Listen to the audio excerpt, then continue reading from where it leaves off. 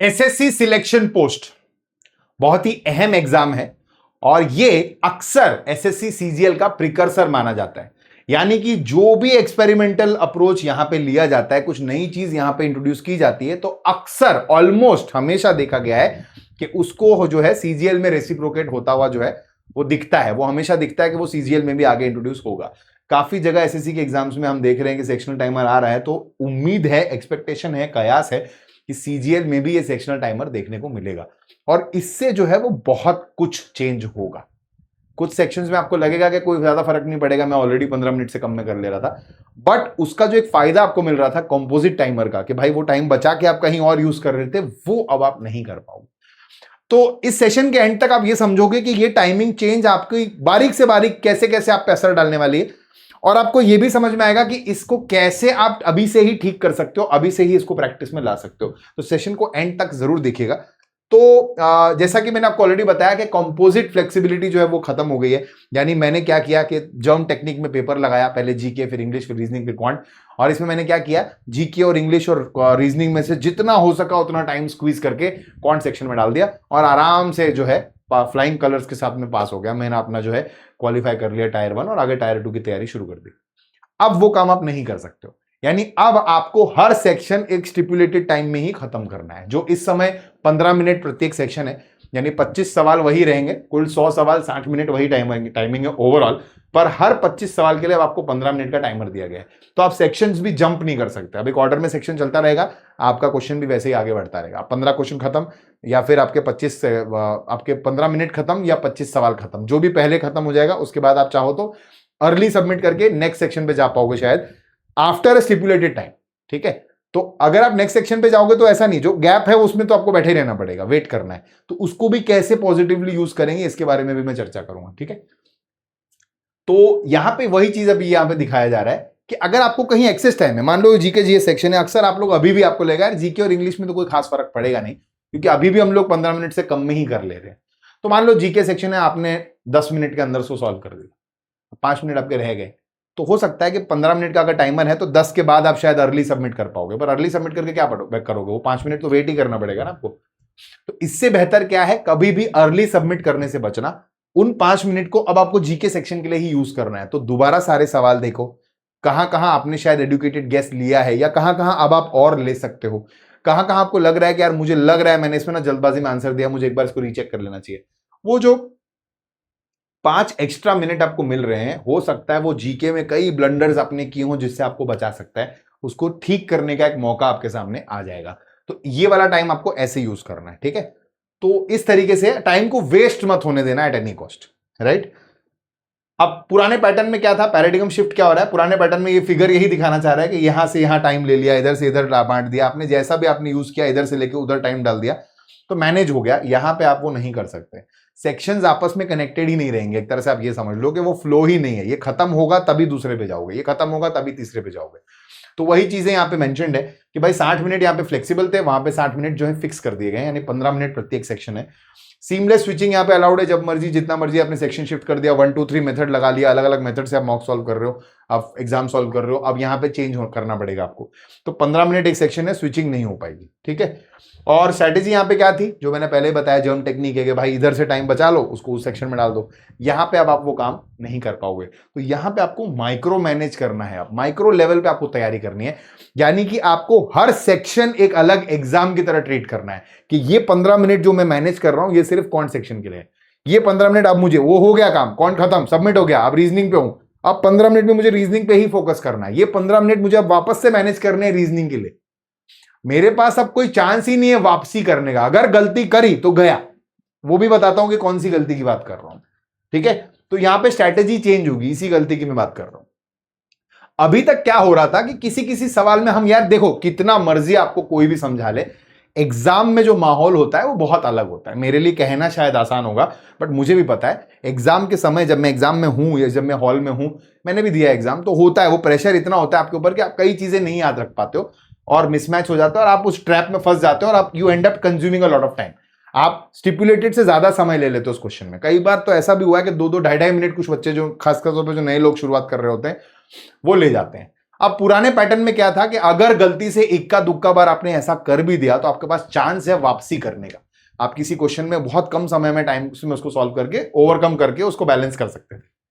But यहां 15 minute के एक सेक्शन में अगर आपने 2-2.5 मिनट लगा दिए एक सवाल में तो वो सेक्शन ही गया आपके हाथ से। अब आप नहीं कर पाओगे कुछ भी, क्योंकि आपने बहुत बड़ा, आप देख रहे हो अपने सेक्शन के टाइमर का बहुत बड़ा परसेंटेज आपने एक ही सवाल पे बर्बाद कर दिया। तो नाउ कमिंग बैक इस सिचुएशन में से बहुत मुश्किल है।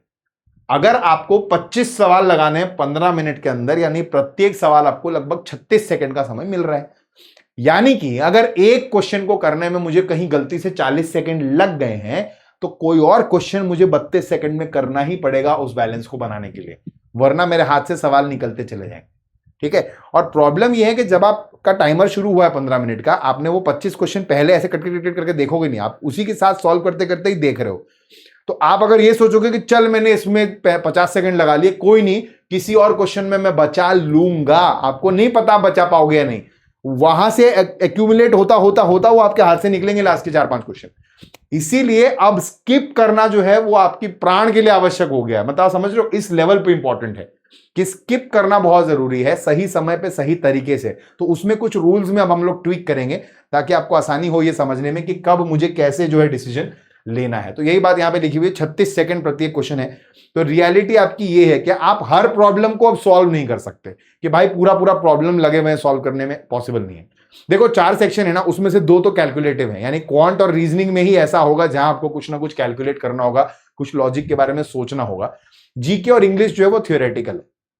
तो अब अगर मैं क्वांट और रीजनिंग की आपसे बात करूं तो एक रीजनिंग में हमेशा से मैं कहता आया हूं गोल्डन स्किप रूल, और बहुत लोग इसी रूल को अलग अलग नाम से पेश करते हैं कि भाई 30 सेकंड से ज्यादा, कोई 25 सेकंड बोलता है, कोई 30 बोलता है, कि 30 सेकंड से ज्यादा अगर आपको लग रहा है, आपको 30 सेकंड के अंदर अंदाजा आ गया है कि मुझे नंबर सीरीज दिख रही है, मैं लग कर लूंगा, ये कोडिंग डिकोडिंग का मुझे कोड क्रैक हो जाएगा या हो गया है, तो आप सवाल में आगे बढ़ते थे। 30 सेकंड से ज्यादा लगता था तो हम उसको ड्रॉप करके आगे बढ़ने में समझदारी समझते थे। अभी 30 सेकंड बहुत ज्यादा है, क्योंकि 36 में तो सवाल ही लगाना है ना। अब आपका टाइमर ये वाला घट के हो जाना चाहिए 10 सेकंड, यानी ये गोल्डन स्किप रूल जो है अब 10 सेकंड का है।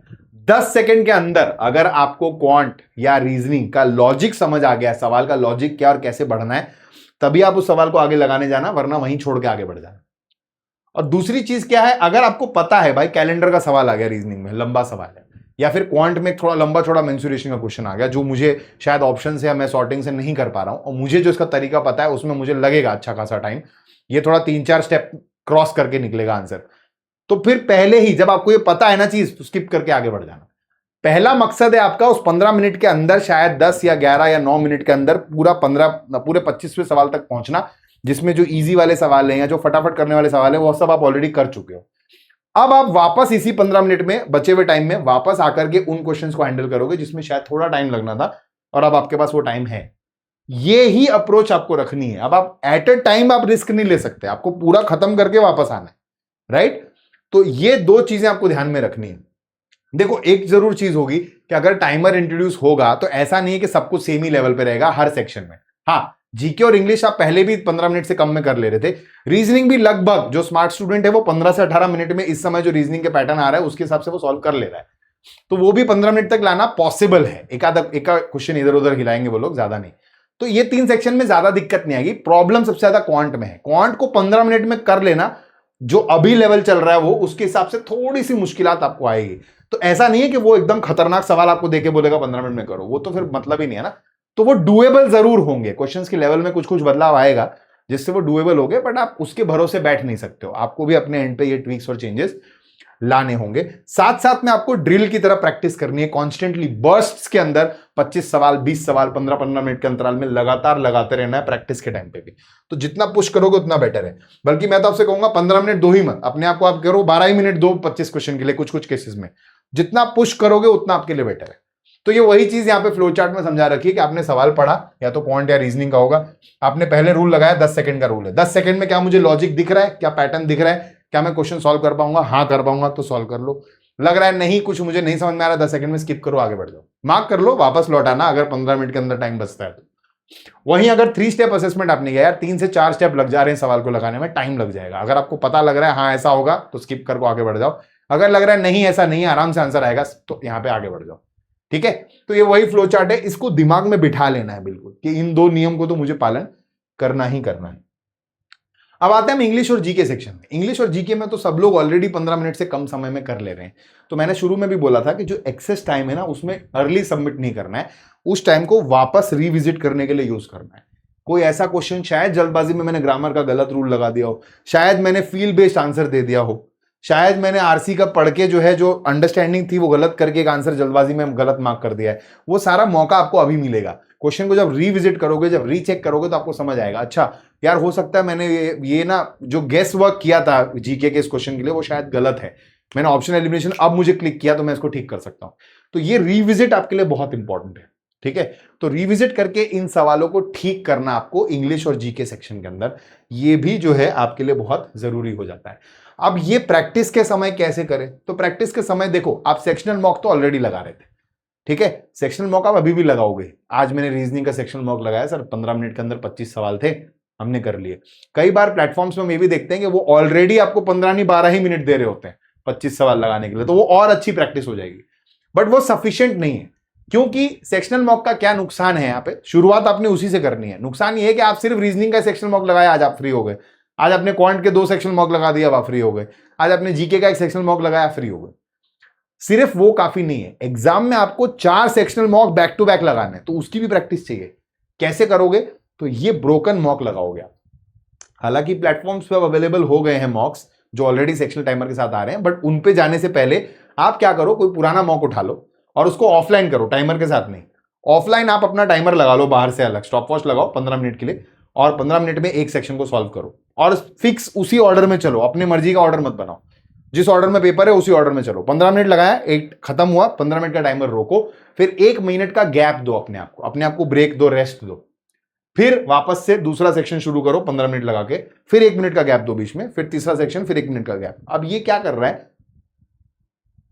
ये आपकी ब्रेन को आदत में ला रहा है। कैसे? अभी आपकी क्या आदत है? आपको पता है कॉम्पोजिट है टाइम, तो मैं क्वांट लगाते लगाते मुझे एकदम से याद आया, अरे वो जीके में मैंने वो एरर जो वो किया था, अंदाजा लगाया था, वो शायद गलत था, मुझे अब याद आ रहा है कि ऐसा कुछ था, मुझे वो क्वेश्चन पे रिविजिट करना होगा। फटाफट क्वेश्चन खत्म करके या तो आप भागोगे या तो पेपर एंड करके आप भागोगे उधर, उसको ठीक करोगे, नहीं तो नेगेटिव मार्किंग हो जाएगी। अब क्या है, आप क्वांट के अंदर बैठे हो, जीके ऑलरेडी हो चुका है, सबमिट हो चुका है, लॉक हो चुका है, और अब आपको याद है अरे यार मैंने गलत कर दिया, 1857 की जगह 1856 पे टिक मार दिया शायद, अब क्या करूं? तो लॉक हो चुका है। अब क्या है, ये सोच आपको यहां से आगे बचे हुए पेपर में भी टेंशन देती रहेगी, और उस स्ट्रेस में आप आगे का पेपर भी खराब करोगे। तो ये 1 मिनट जो है आपको रीसेट करने में मदद करेगा कि भाई अब मुझे पूरा सब्जेक्ट स्विच कर लेना है और अब उसी सब्जेक्ट में आगे बढ़ना है। अगर मैंने अब रीजनिंग छोड़ के अब मैं क्वांट में आ गया हूं, तो क्वांट में ही चलना है अब मुझे, अब मेरे पास वापस जाने का रास्ता नहीं। ठीक है, तो ये आपको ब्रोकन मॉक्स मदद करेंगे। उसके बाद आप फुल फ्लेजेड सेक्शनल टाइमर वाले मॉक्स पे चले जाना। ठीक है, और ये क्या एरर नोटबुक 2.0? एरर नोटबुक के बारे में आपको लगभग हर एजुकेटर बताता है, मैं भी बहुत बोलता हूं अपनी क्लासेस में। एरर नोटबुक का क्या मतलब है? जब आप एनालिसिस करते हो मॉक्स का, तो आपको पता चलता है कि भाई यहां मैंने ये गलती करी है, तो मैंने क्यों करी है, वो मैंने गलती करी, वो मैंने नोट कर लिया, और क्यों करी उसको आइडेंटिफाई किया और उसको ठीक कर लिया। 2.0 का क्या मतलब है? यहां पे अब आपको सिर्फ गलत सवालों पे नजर नहीं रखनी है, आपकी नजर इस पे भी होनी चाहिए कि इस पर्टिकुलर सवाल में मेरे 36 सेकंड से बहुत ज्यादा लग गए, क्यों लगे, तो अब उस पे भी काम करो। पहले आप करेक्ट क्वेश्चंस को शायद इतना नहीं देखते थे, आप छोड़ देते थे कि चलो जितना मर्जी टाइम लगा, मैंने सॉल्व तो कर लिया ना, मेरा काम हो गया। अब आपको वो भी देखना है कि टाइमर ज्यादा क्यों हुआ, टाइम ज्यादा क्यों लगा उसमें, उसको भी नोट करना पड़ेगा। ठीक है, तो ये वो 1 मिनट वाली बात जो मैंने बताई थी ब्रोकन मॉक्स की, इसमें वही लिखा हुआ है, इसमें कुछ अलग नहीं है। ये बात है जो मैं अभी आपसे बता रहा हूं। तो मान लो आपने एक एरर नोटबुक 2.2 बनाई है जिसमें आपने ये वाले सवाल भी नोट करके रखे हैं। मान लो क्वेश्चन नंबर 4 अलजेब्रा का सवाल था, मैंने इसमें रूट कॉज निकाला, कैलकुलेशन ड्रैग है, यानी सवाल मुझे सही आता था, बट जब मैं कैलकुलेशन की स्टेप तक पहुंचा, वहां तक सब ठीक था, कैलकुलेशन करने में मैंने बहुत लंबा टाइम लगा दिया, जिसकी वजह से आंसर जो है वो डिले करके आया, तो मुझे 36 सेकंड से काफी ज्यादा लग गया, 45 सेकंड लग गया, 50 सेकंड लग गया, 60 1 मिनट लग गया। तो अब आपने क्या करना है, ये आपकी वीकनेस निकली इस सवाल के लिए, आपने क्या किया, डेली मेंटल मैथ और फ्रैक्शनल टेबल की ड्रिल्स लगाना शुरू कर दी।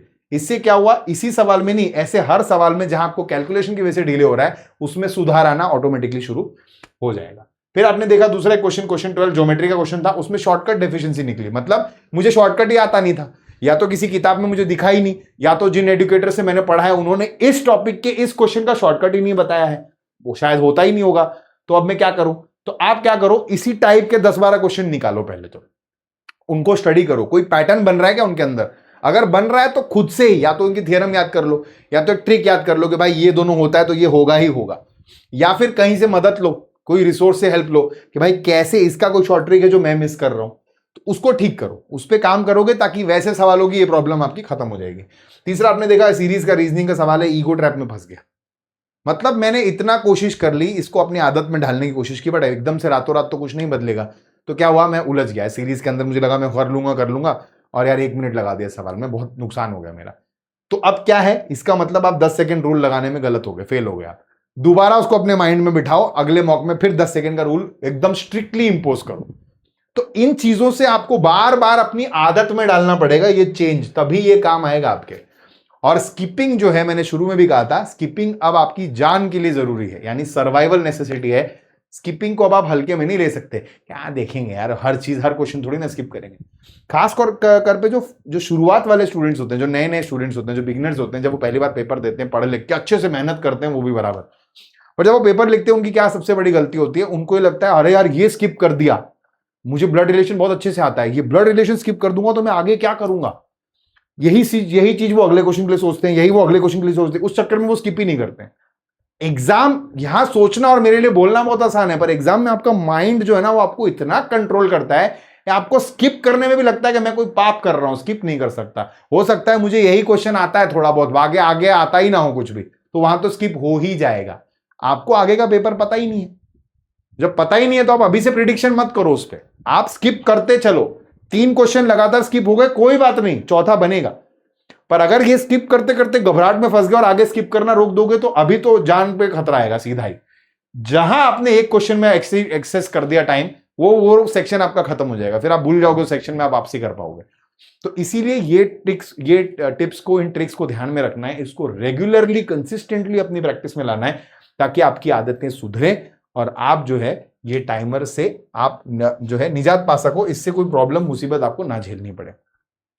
अब ये सारी बातचीत मैंने क्यों करी, उसका मकसद ये कि ऑलिव बोर्ड ने भी अपने प्लेटफॉर्म पे सेक्शनल टाइमर वाले मॉक्स जो है वो एनेबल कर दिए। मैं बच्चों को मिल ही नहीं रहे कहां पे, तो ये आपने ऑलिव बोर्ड की वेबसाइट खोल दी, यहां पे आपने ड्रॉप डाउन में एसएससी सिलेक्ट किया, यहां पे आपने टेस्ट सिलेक्ट कर लिया, टेस्ट सिलेक्ट किया, सीजीएल टायर 1 सिलेक्ट किया, इसमें स्क्रॉल डाउन आपने किया तो आपको क्या दिख जाएंगे, ये वाले आपको इधर नीचे जब आओगे सारे मॉक्स के साथ इधर एक दिख जाएगा, CGL tyre 1 with sectional timing, attend mock with sectional timing.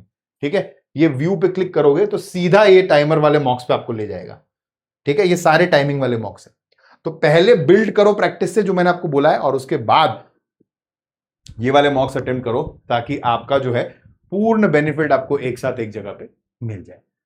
बहुत बहुत धन्यवाद यहां तक वीडियो को देखने के लिए। अगर आप ऑलिव बोर्ड प्लेटफॉर्म पे नए हैं तो सब्सक्राइब बटन जरूर से हिट कर दें, इस वीडियो को लाइक करें और शेयर करें अपने और भी साथियों के साथ, ताकि उन सब की मदद हो सके सेक्शनल टाइमर से डील करने में। घबराने की कोई बात नहीं है, बस एक सही दिशा में प्रैक्टिस जो है, इसमें से भी आपको आराम से बाहर निकाल लेगी। बहुत बहुत धन्यवाद, आपसे पुनः मुलाकात करूंगा एक और सेशन में, तब तक के लिए अपना ख्याल रखें, बाय बाय, नमस्कार, जय हिंद।